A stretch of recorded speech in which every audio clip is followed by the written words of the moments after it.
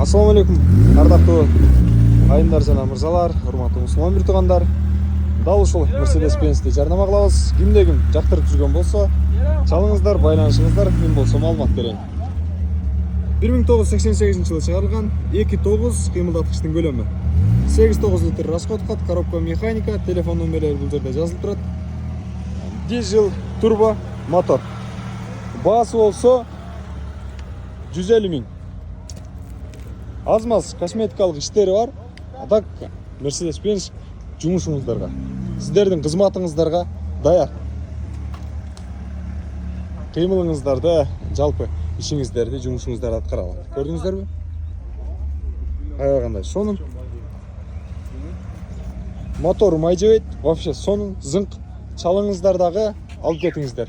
150 миң сом. Мына номерлерге чалып байланыша бересиздер.